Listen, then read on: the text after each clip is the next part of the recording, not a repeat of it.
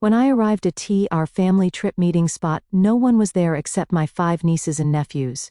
My sister sent me an email saying, "We're going to Hawaii, take care of our 5 kids." I called CPS and cut all contact. When they returned to the airport, My name is Isabella Hansen, and I'm 32 years old. I am a director at Powell Corporation. I've poured my passion into my work, steadily climbing the career ladder. As I traced the rim of my coffee cup, I gazed out at the Manhattan skyline through the large glass window, a view that was the result of 10 years of dedicated work. To others, my life might seem like a picture of success. However, behind my success were sacrifices I've made since childhood. I am the eldest of 3 sisters, with Jocelyn 2 years and Lindsay 6 years younger. Both of my parents worked, always busy with their jobs and managing household chores. It was just after Lindsay was born when my mother said, "Isabella, can you watch Lindsay for a bit?" "I'll be right back." That a bit turned into 3 hours, and I continued to soothe the crying Lindsay. When my mother returned, she said, "You're such a lifesaver, Isabella. Not many could do what you do." That was the beginning. Soon after, for every small errand like shopping or dining with friends, my mother started leaving my sisters with me. While my friends played outside after school, I was at home taking care of 4-year-old Jocelyn and baby Lindsay. One summer day when I was 12 years old, my parents called to say they would be late from work. With nothing in the fridge, I opened a cookbook and decided to make pasta sauce from scratch. I stood in the kitchen, clumsily chopping tomatoes, crushing garlic, and dicing leftover vegetables. Considering it was my first time cooking, I thought it turned out pretty well. My parents were delighted and said, "Isabella, we'll count on you for dinner from now on." From that day, preparing weekday dinners became my special job, and I started making dinner before doing homework. As I turned down more invitations to play, "Isabella is busy" became synonymous with me. By the time I was 16 years old, I was managing most of the household chores. Mornings involved waking up my sisters, preparing breakfast, and then off to school. Evenings were for shopping and dinner prep. Weekends meant laundry and cleaning. One day, I expressed my desire to audition for the school play. My mother looked puzzled and said, "But the house can't function without you." My father added, "Isabella is so responsible, she would prioritize family over anything else." That night, I quietly cried in my room. Like many other dreams, my acting ambitions were sidelined for the needs of my family. I vividly remember the spring break of my 18th year. For the last spring break of high school, I had planned a trip to Miami Beach with friends. Saving money from a part-time job for 6 months, it was to be my first trip just with friends. My suitcase was packed, and the plane ticket was ready. On the eve of departure, my parents suddenly appeared in the living room. "Isabella, we need to talk," my mother said with a regretful look. My father continued, "We have to go to Texas unexpectedly tomorrow because your grandmother, who was supposed to watch Lindsay and Jocelyn, fell ill. Can you take care of your sisters?"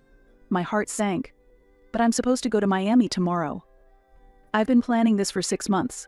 "I know, but it's an emergency," my mother explained. "You're the only one we can rely on." "What about Grandpa?" I asked, feeling hopeful. "He's working?" she replied. "But my ticket." "We'll cover the cancellation fee," my father interjected. "We trust you with Jocelyn and Lindsay. They rely on you, and we know you can handle it." Ultimately, my Miami dream was crushed. As I received fun photos and videos from my friends, I spent the weekend looking after 16-year-old Jocelyn and 12-year-old Lindsay. And the weekend my parents were supposed to be away ultimately extended to a whole week. Later, I learned that my parents were actually at a couple's retreat. "Sometimes, we need time for ourselves," my mother said when I confronted her with the truth. It was a time built on my sacrifices. In college, I managed to get scholarships and continued working part-time to cover some of my tuition fees. However, the situation changed when I learned that Jocelyn had been accepted into a prestigious private university.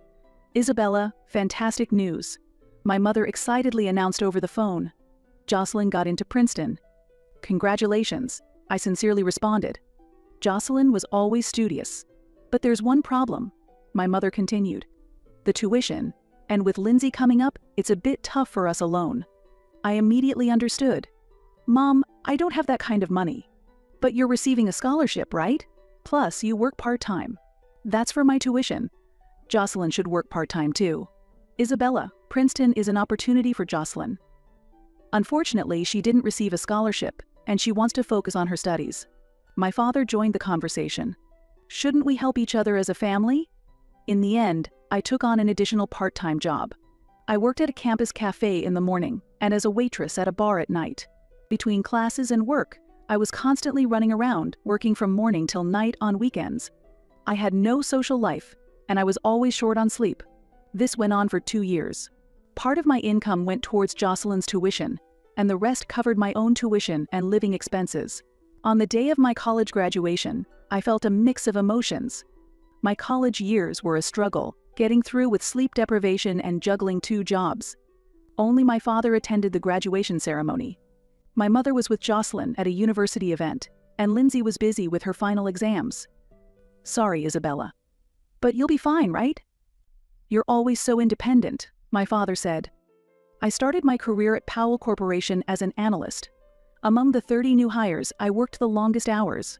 I was the first to arrive in the morning and the last to leave at night.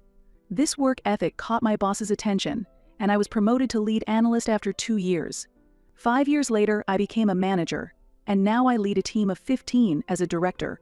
Whenever there was a major family event, I was called upon. When Jocelyn married Scott at 23 years old, I managed all aspects of the wedding from its planning to execution. Isabella, you're so organized, my mother said. 2 weeks before the wedding, I was buried in a major project deadline.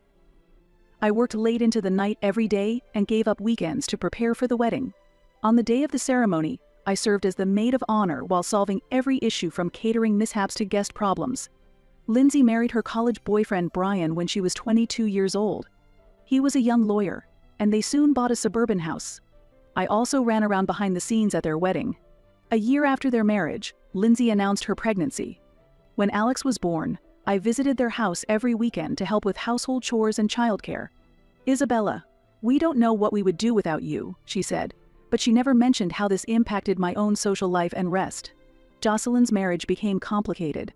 After the birth of their second child, her relationship with Scott worsened, and they got divorced when she was 28 years old. Scott was never home due to his long work hours, and I was left to handle the childcare alone.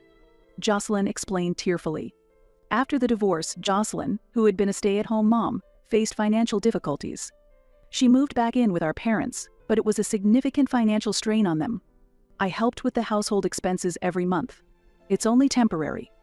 I'll get back on my feet soon, Jocelyn assured me, but that temporary situation has lasted over 2 years now.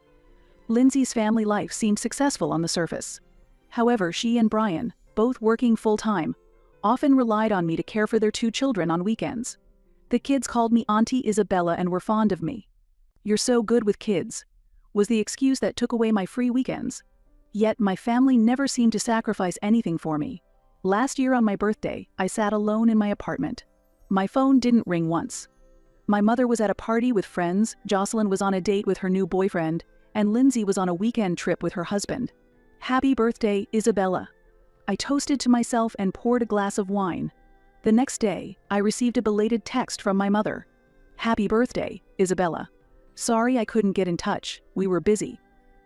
By the way, can you look after Alex and Christina next week? Lindsay and Brian need a little break. This is how I never had the time or energy to develop a romantic relationship. I did date a few men, but many relationships ended with, I have to take care of my sister's kids this weekend, it's my niece's birthday party, or there's a family emergency. Isabella?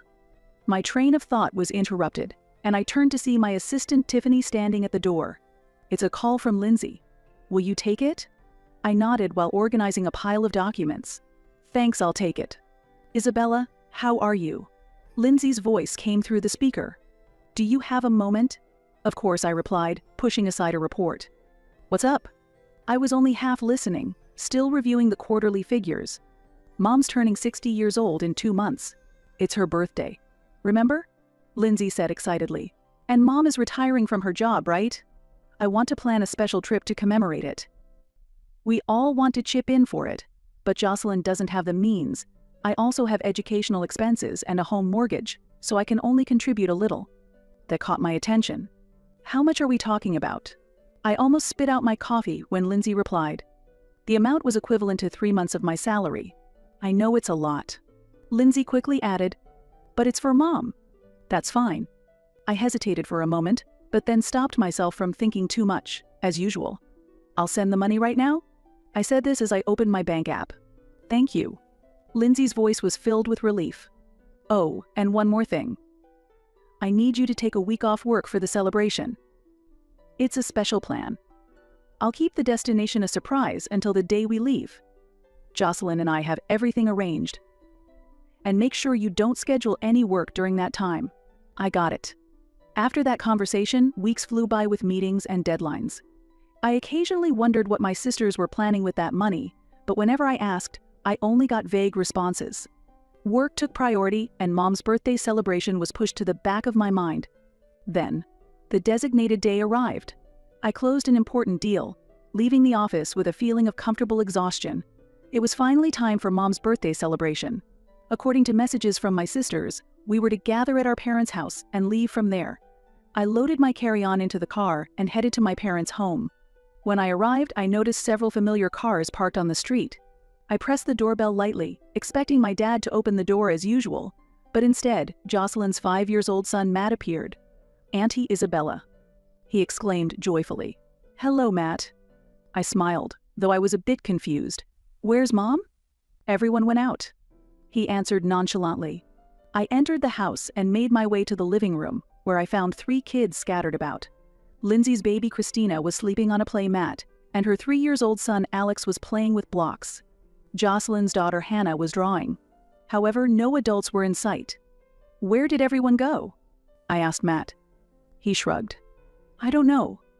Grandpa said that Auntie Isabella would be here soon and to stay quiet until then." I hurried to the dining table. There was an envelope there with my name on it. With trembling hands, I opened it and found the following note. "Isabella, we've already left for a week at Sunnyside Resort. This is our adults-only trip. After years tied down by childcare, we finally get to enjoy some freedom without the kids. We've stocked the fridge with food for the kids. The emergency contact list is on the kitchen counter. Make sure Alex gets his medicine at 4 p.m. Don't worry, we'll take lots of pictures to show you when we get back. Enjoying adult conversations and cocktails. Love, Mom. P.S. Jocelyn checked the resort's babysitting service, but it was fully booked. The kids are comfortable with you, and this was the best way. Don't take it the wrong way. Just do your best for us as usual." There was no other way. I read the note again, in disbelief. They had really left me behind. Without consulting me, without my consent. And with my own money. I took out my phone and called Mom immediately. It went to voicemail. I tried Lindsay, then Jocelyn, with the same result. Finally, after several attempts, Lindsay answered. "Hey, Isabella." She sounded hesitant. "Have you arrived at the house?" "Lindsay, what is this?" I asked, struggling to keep my anger in check.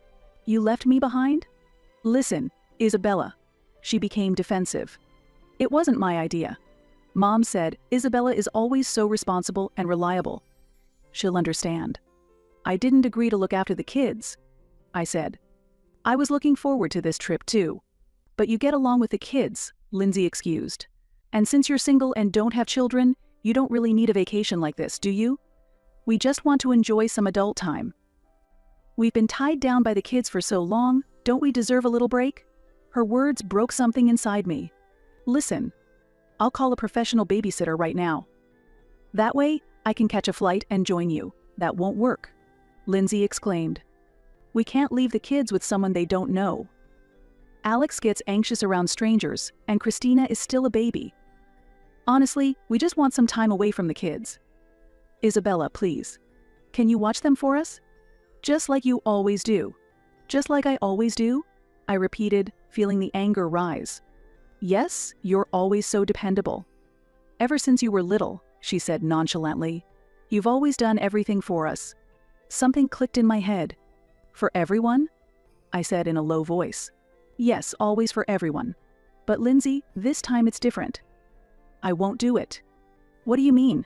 Panic tinged Lindsay's voice. "I'm calling a professional," I stated firmly. "For the children's safety." "Professional? What do you mean?" "Isabella, stop." I hung up the phone. My hands were shaking, but my next steps were clear. I called the police and explained the situation. Next, I contacted the National Child Abuse Hotline. They promised immediate action.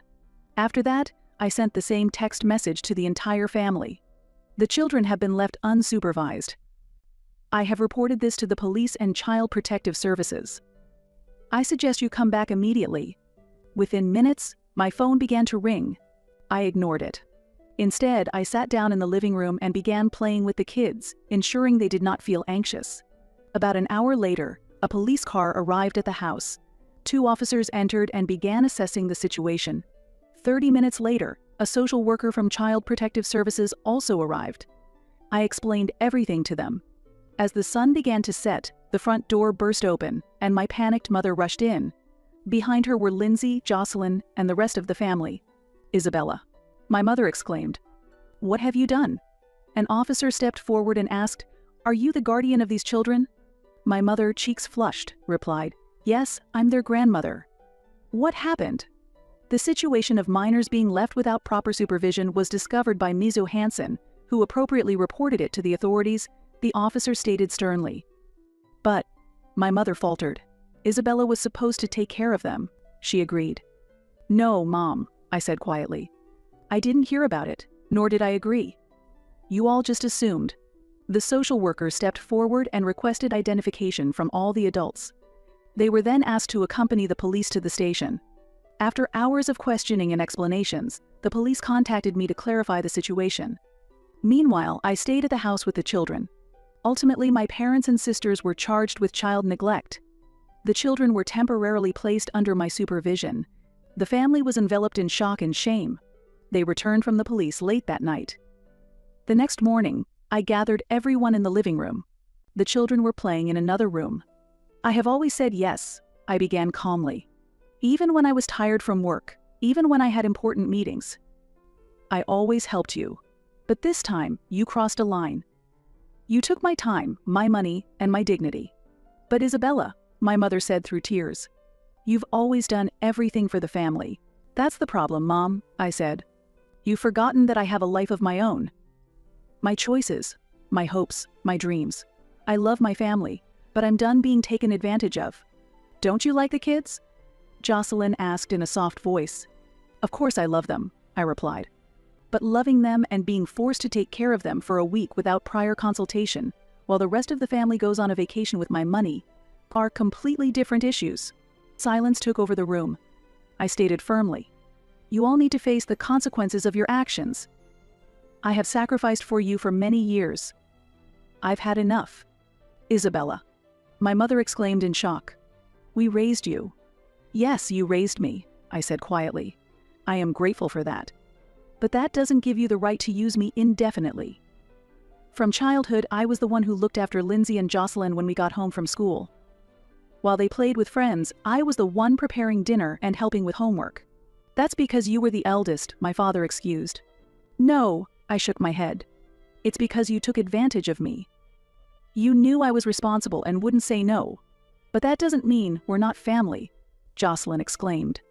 "Family?" I laughed. "Being family means it's okay to go on a trip with the money I provided, without my consent, and leave me to look after 4 kids? Is it okay to take for granted all the sacrifices I've made for the family?" The family fell silent.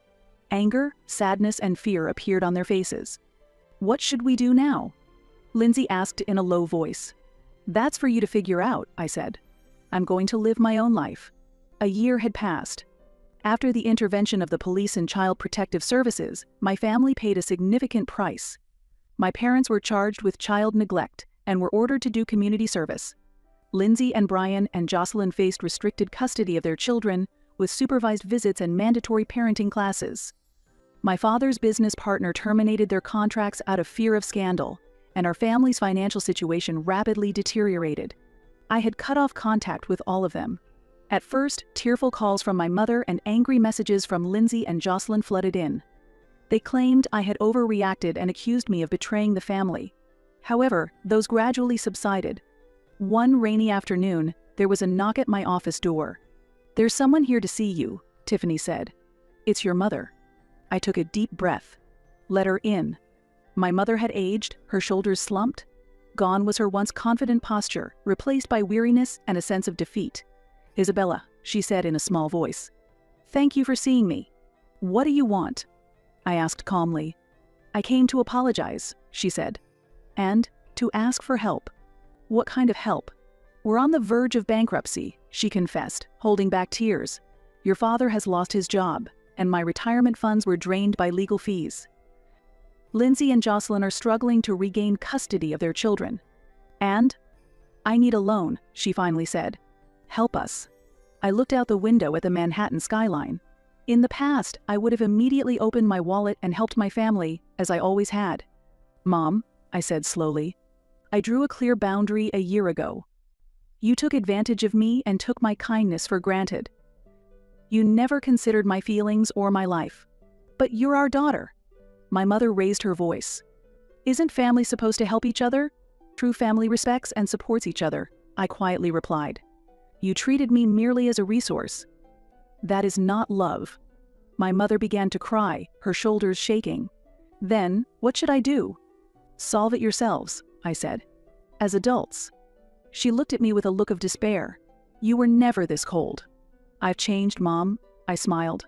I finally learned to value myself. After she left, I reflected deeply. That incident made me reassess my life. Work remained important, but I also built new friendships and began to cherish my own time. I started volunteering, truly reaching out to those in need. Sometimes, I think about my family. I wonder how they are doing, especially the children.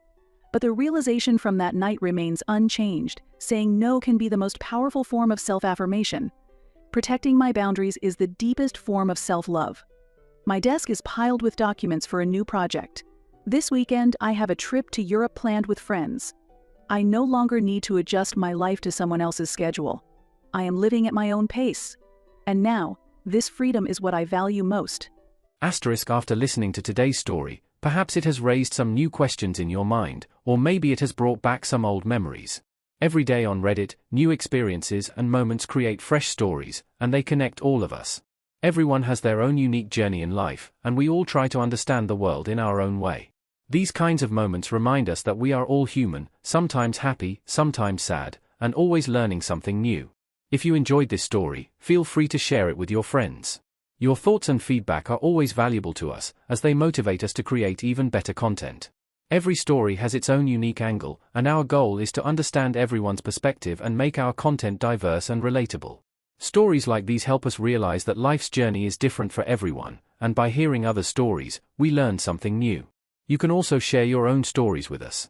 Your experiences are valuable to us as well, and if you enjoyed this video, please leave your feedback.